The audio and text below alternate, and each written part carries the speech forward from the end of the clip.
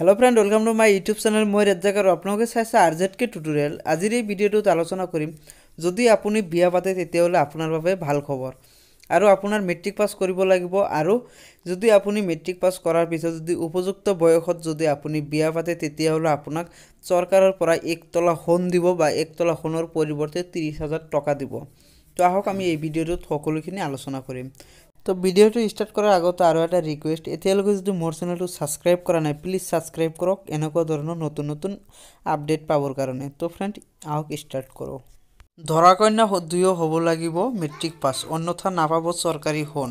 বাল্য বিবাহ ৰোধ কৰাৰ উদ্দেশ্যে ৰাজ্য চৰকাৰে হাতত লৈছে এখন অভিলাষী আঁচনি। আগন্তুক বৰ্ষৰ জানুৱাৰী মাহৰ পৰা উপযুক্ত বয়সত বিয়া হলে ছোৱালীক চৰকাৰে দিব এতলা সোণ।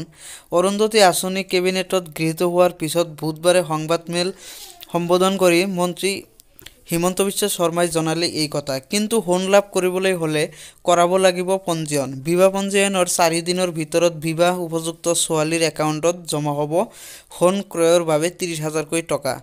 কিন্তু চৰকাৰে আগবঢ়োৱা এই আঁচনিৰ সুবিধা গ্ৰহণ কৰিবলৈ হলে ধৰা কন্যা হ'ব লাগিব মেট্ৰিক উত্তীৰ্ণ। অৱশ্য চাহ জনজাতি আৰু আদিবাসীৰ ক্ষেত্ৰত নালাগে কোনো ধৰণৰ শিক্ষাগত অৰ্হতা। 2020 চনৰ 1 জানুৱাৰীৰ পৰা বলবৎ হ'ব চৰকাৰৰ এই অভিলাষী আঁচনিখন। আঁচনিখনৰ অংশীদাৰ হ'বলৈ স্পেচিয়েল মেৰেজ এক্ট 1954ৰ অধীনত বিবাহ পঞ্জীয়ন কৰাব লাগিব।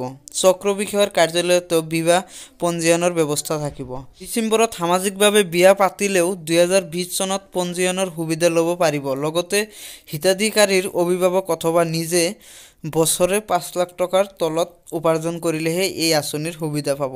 আজিৰ ভিডিঅ' মানে যদি ভাল লাগিছে নিশ্চয় শ্বেয়াৰ কৰি দিব।